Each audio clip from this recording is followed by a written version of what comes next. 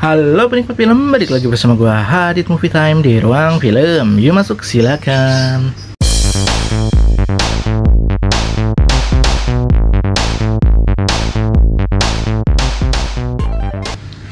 Oke penikmat film, kali ini gua akan kembali membuat konten review film nih, karena gua baru aja nonton film Corin. Film horor dari IDN Picture ya, yang pernah buat Inang ya. Wah, Inang terasa satu memorable banget di kepala gua. Dan itu menurut gue sih oke punya tuh film horor berjudul Inang itu dari IDN Picture. Dan kali ini berjudul Corin. Gua nonton sebenarnya telat ya, tapi nontonnya di Netflix. Kalau di Netflix sih masih baru-baru banget lah, belum telat-telat banget. Yang jelas sih ini film lumayan membuat gua wah, ternyata bagus-bagus nih film dari IDN Picture. Walaupun genrenya horor, substansial dari filmnya itu tersampaikan, isi pesannya di film itu juga tersampaikan. Jadi menurut gue hadir dengan cerita yang lebih fresh untuk horornya, dan atmosferiknya tuh, nuansa horornya tuh dipermainkan banget di film ini. Jadi nggak cuma sekedar setan-setanannya aja yang ditampilin. Wah, jadi penasaran kan seperti apa review lengkap dari gua tentang film Corin? Langsung kita masuk ke review film. Oke penikmat film, kita langsung saja nge-review lengkap untuk film Corin. Ya, Corin ini disutradarai oleh Ginanti Rona dan lalu diproduseri oleh Susanti Dewi. Dan film ini ditulis berdua nih sama Lele Laila dan Ginanti Rona. Dan pemerannya ada Julpa Maharani, Omar Daniel, Agnini Haki. Dan istilahnya menurut gua sih ini film oke punya nih. Berdurasi 109 menit.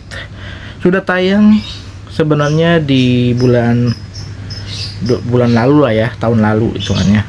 Yang udah lewat, tapi hitungannya masih, kalau di di Netflix sendiri masih baru-baru banget karena tayangnya Desember kemarin ya. Jadi film Netflix tuh, film-film yang di bioskop muncul satu persatu, mau itu di Netflix, mau itu di Disney Plus, ataupun di Prime Video, itu semuanya kayak disebar gitu ya. Tergantung dari aplikasinya mau ngambil film apa gitu.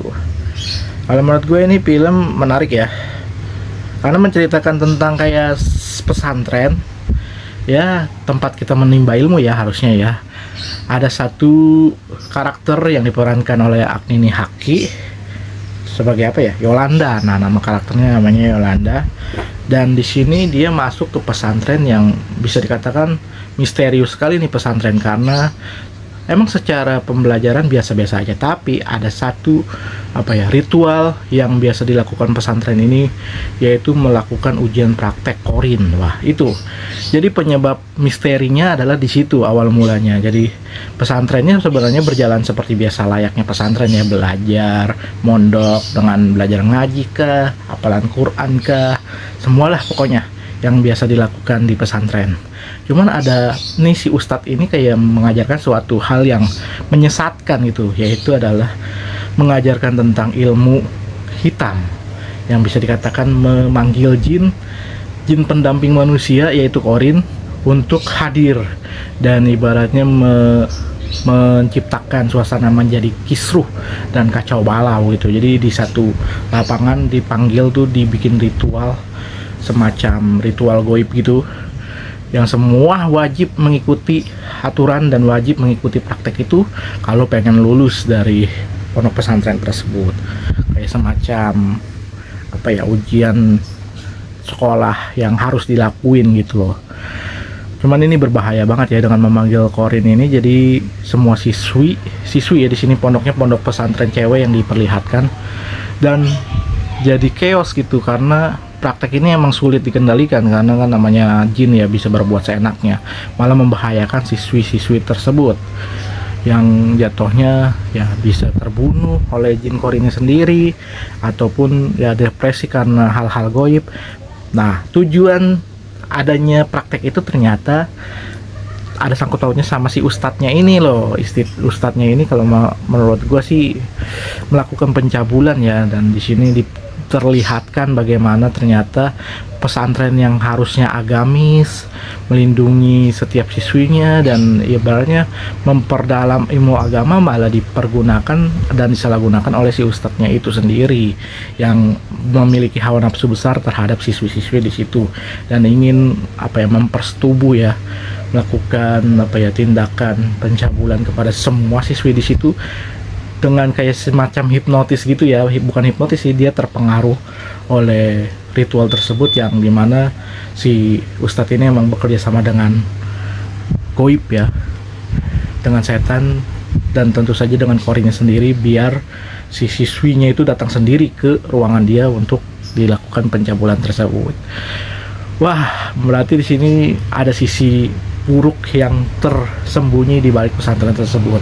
Nah, menurut gue ini emang sering banget terjadi belakangan ini juga, banyak berita yang dimana ustadz, kiai atau apapun yang menyalahgunakan kewenangannya di pesantren.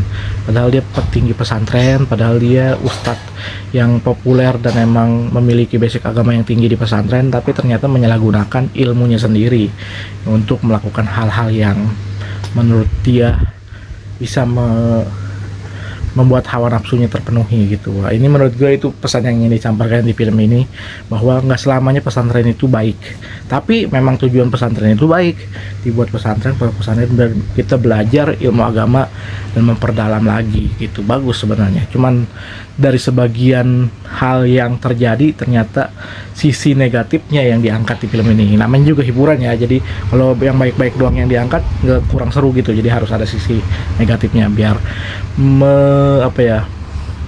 buat kita waspada gitu, biar oh ini pesantren gak bener nih, jadi kita harus waspada dengan aliran-aliran sesat, terus ilmu-ilmu yang dipelajari juga harus benar-benar sesuai dengan ajaran agamanya gitu loh. Wah, keren. Tapi di sini diperlihatkan untuk untuk sisi horornya ini nggak terlalu setan banget ya, lebih ke ya pendamping dia lah, setannya dia itu yang mirip lah dengan dirinya. Jadi istilahnya nggak horor amat ini film, nuansanya aja yang dibikin kelam, yang dibikin chaos, kesurupan massal lah, terjadi hal-hal yang tidak menyenangkan lah di pesantren tersebut. Cuman untuk jump scare-nya sih sebenarnya biasa-biasa aja ya, maksudnya ada titik-titik jump scare yang on point, yang sesuai banget, pas lagi hening-heningnya tiba-tiba jump scare. Ada yang miss gitu, yang hit and miss lah jatuhnya, yang kurang pas aja gitu ya. Tapi nuansa horornya itu bikin kita penasaran nih, apa sih yang terjadi di pesantren ini, apa sih misteri janggal yang ada di pesantren ini.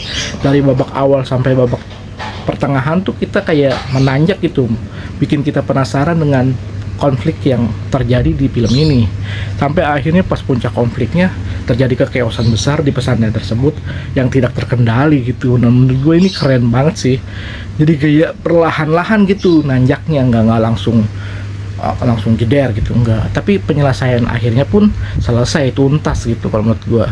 Jadi ini film secara film generalnya sih oke ya, pas gitu, porsinya pas, horornya pas, dan semua porsi tingkatan atmosferiknya, nuansa-nuansa horornya, jump scare-nya, bahkan hal-hal goib yang pengen ditampilin di sini, treatment horornya juga menurut gua berbeda dengan film lain ya, karena yang di sini tampilin itu pengen menggambarkan visual kekeosan tentang kesurupan massalnya aja gitu. Jatuhnya ya teknikalnya lebih ke arah kamera, pergerakan kamera yang diperlihatkan di sini, dan itu menurut gue cakep banget sih, smooth gitu pergerakan kameranya, sesuai dengan adegan yang ingin ditampilkan.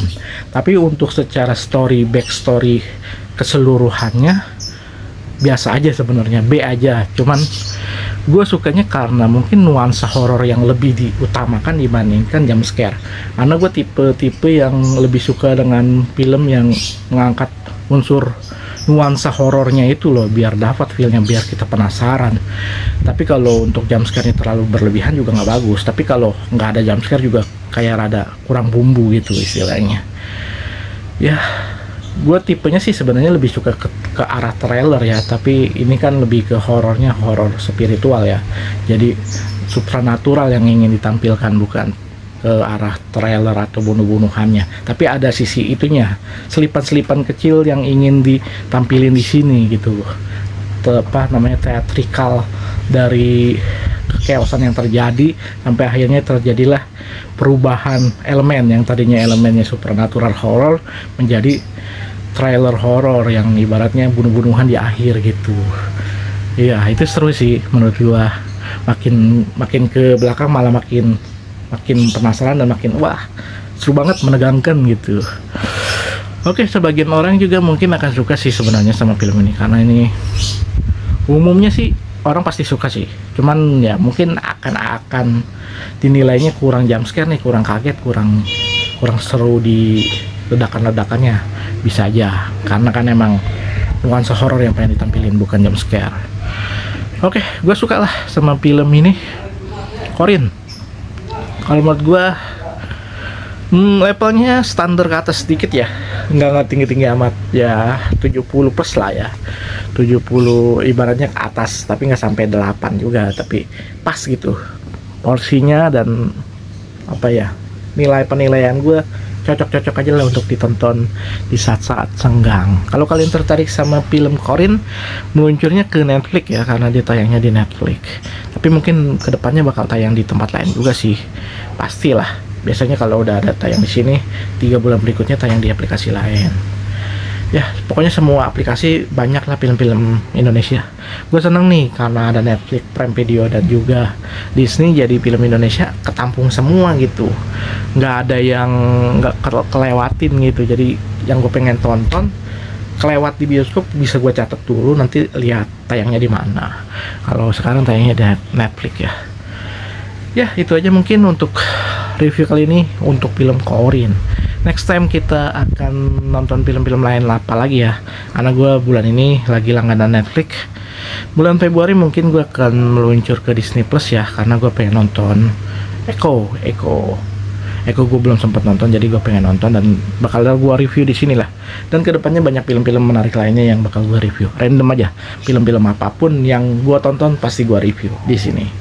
Oke, kalau kalian penasaran apa yang gue tonton, ada postingannya di Instagram gua, Hadid_Mutakin ya. Nanti gua cantumkan di sini biar tahu updatean terbaru gua mau nonton apa dan gua sedang melakukan apa untuk konten-konten berikutnya di Hadid Movie Time tentu saja. Oke, terima kasih sudah menonton video ini sampai habis. Jangan lupa like, comment, share, dan subscribe Hadid Movie Time di ruang film. Yuk nonton, enjoy movie ever. Enjoy movie ever.